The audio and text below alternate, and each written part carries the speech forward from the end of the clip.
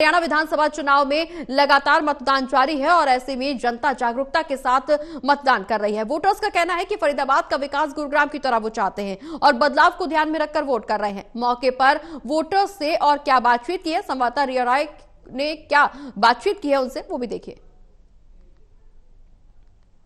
हरियाणा में विधानसभा चुनाव को लेकर जो लंबी तैयारियां हैं वो काफी समय से चल रही थी। प्रत्याशी मैदान में उतरकर प्रचार में जुटे थे, लेकिन आज बेहद ही खास दिन है क्योंकि आज मतदान किया जा रहा है। हरियाणा में अगर बात करें तो फरीदाबाद की जो विधानसभा सीट है यहाँ पर मौजूद है और इस वक्त मैं बल्लभगढ़ में मौजूद हूँ। यहाँ पर पोलिंग जो बूथ है वो आप देख सकते हैं इस तरह से जो पूरी तैयारियां हैं उनको किया गया है। लगभग काफी समय जो है इनका वो बीत चुका है, लेकिन मतदान केंद्र पर जो मतदाता है वो धीरे धीरे पहुंचकर लगातार जो अपना मत है वो डालते नजर आ रहे हैं। व्यवस्थाओं की बात करेंगे तो यहाँ पर हरियाणा पुलिस है उनकी तैनाती है, कतारें किस तरीके से लगी है इनका भी पूरा ध्यान रखा जा रहा है और कतार जो विभाजन है वो भी कहीं ना कहीं पर नजर आ रहा है। कतारें हैं, अलग कतारें हैं और पुलिस है वो के साथ कतार में लगी है और उसी के साथ साथ जो लिस्टें देखी जाती है, नाम दर्ज किए जाते हैं, उनकी योजनाओं की मतदान केंद्र के एकदम बाहर रखा गया है ताकि मतदाताओं को गर्मी से बचाए और ज्यादा परेशानी जो है पोलिंग बूथ पर ना हो। अब कुछ वोटर्स यहाँ पर मौजूद है, देखिए, जिन्होंने अपना मतदान कर दिया है। इनमें कुछ महिलाएं हैं, पुरुष है, इनसे बातचीत करते हैं कि आखिर इस चुनाव में उन्होंने क्या सोचा है और क्या सोचकर मत किया है। क्या नाम है? मीना जी, आप वोट देने पहुंची हैं, क्या कुछ सोचा और किस आधार पर वोट दिया? थोड़ा घुमा ले, कैसे वापस तरक्की कराएं, इस बल्लभगढ़ की तरक्की कराएं। ठीक। जी, और इसके अलावा क्या कुछ मतलब जो नेता आए थे मैदान में उन्होंने आपके सामने कई सारे वादों को रखा होगा, आपको क्या समझ आया कि किस सरकार को चुनना चाहिए और कैसे बोला तो सबने ही है कि हम ये करवाएंगे और काम विकास के लिए शहर के लिए भी काफ़ी कुछ उन्होंने बोला है। यहाँ पे जो खर्चे हैं वो भी सही करवाएंगे दोबारा से और आपके यहाँ को तरह करवाएंगे, गुड़गांव की तरह कराएंगे। मतलब फरीदाबाद में विकास के लिए आप चाहते हैं कि बड़ी बड़ी सड़कें हों गुजरात की तरह। आपका क्या नाम है? मेरा नाम है नंद कुमारी जी, क्या उम्र है आपकी? 70 से कम है। 70 से कम है। अच्छा, वरिष्ठ वोटर है, आपने क्या सोचकर वोट किया है? ये सोचकर वोट किया है कि हमारा देश स्वच्छ होना चाहिए। स्वच्छ का होता है, कोई गली में कूड़ा नहीं होना चाहिए और हर गली में जाके देखिए आप कूड़ा ही कूड़ा है। इतनी गाड़ी लगा रखी है, इतने एम्प्लॉय लगा रखे हैं, लेकिन रिजल्ट उनका 0 है।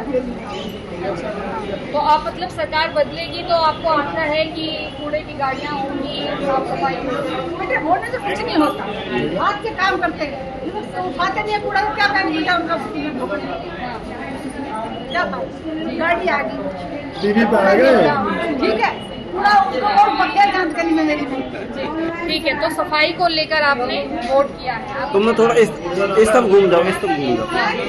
और सबसे पहले मैं आप सबको और विधानसभा बल्लभगढ़ को धन्यवाद देना चाहता हूँ और हमारे जो जवान जो इतनी शांतिपूर्वक जिन्होंने ये इलेक्शन करवा रहे हैं। उसके बाद मैं ये कहना चाहता हूँ कि देश में स्वच्छता बहुत ज़रूरी है।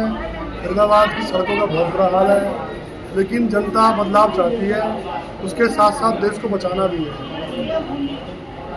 अब ये जो भी सरकार बनती है यहाँ पर, उसका सबसे पहला उद्देश्य ये होना चाहिए कि हमें सड़कों और स्वच्छता के ऊपर बहुत ध्यान देना चाहिए।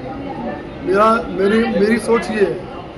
उसके अलावा मैं सरकार को एक मैसेज देना चाहता हूँ कि थोड़ा बेरोजगारी के ऊपर भी जो नए यंग लड़के हैं उनको जॉब्स मिल रही हैं, ऐसी बात नहीं है, लेकिन उस गति से नहीं मिल रही है जिससे मिलनी चाहिए। काफ़ी लोग बेरोजगार घूम रहे हैं, मैं देखता हूँ गली मोहल्ले में यंग बच्चे घर में बैठे हुए हैं, जॉब ढूंढ रहे हैं 10-12 हज़ार रुपये की अच्छी एजुकेशन लेने के बाद भी। तो मैं एक सिर्फ यही मैसेज देना चाहता हूँ नई गवर्नमेंट को कि वो नए बच्चों को रोजगार के अवसर देने का कार्य करें। जी, तो देखिए, ना सिर्फ साफ सफाई का मुद्दा, सड़कों का मुद्दा, इसके साथ साथ में रोजगार की भी मांग जो है वो मतदाता कर रहे हैं और यही आधार बनाया है अपना मत के लिए। आप एक महिला हैं और आप वोट भी करके आ चुकी हैं, महिला के नाते सरकार से क्या उम्मीद है और मैं एजुकेशन सिस्टम को सुधारने के लिए कहना चाहती हूँ कि हमारा जो एजुकेशन सिस्टम है, जो हमारी नई पीढ़ी है, उसमें सुधार। शिक्षा में बदलाव, शिक्षा अच्छी शिक्षा मिले बच्चों को, तभी तो हमारा देश आगे बढ़ेगा। अब तक कितनी कमी महसूस की आपने? ये मैम थोड़ा सा एजुकेशन सिस्टम में थोड़ा कमी तो उसमें बेसिक नीड्स है ना, बेसिकली मेडिकल, एजुकेशन और साफ सफाई है। लाइक पीएमजे को सीवरेज इतनी ज़्यादा हो जाता है, आप जा नहीं सकते दरअसल कर कहीं, तो वो चीज़ें तो चाहिए। बेसिक नीड्स जो है लोगों को चाहिए, साफ सफाई हो, एजुकेशन है। आप इतना सारा पैसा लगा के आप किसी भी इंस्टीट्यूट के अंदर जाओ, अगर आपके पास पैसा नहीं है तो आप पढ़ा नहीं सकते बच्चे। मेडिकल में चले जाओ, तो मेन चीज़ इन चीज़ों पर फोकस होना चाहिए जो बेसिक नीड्स है।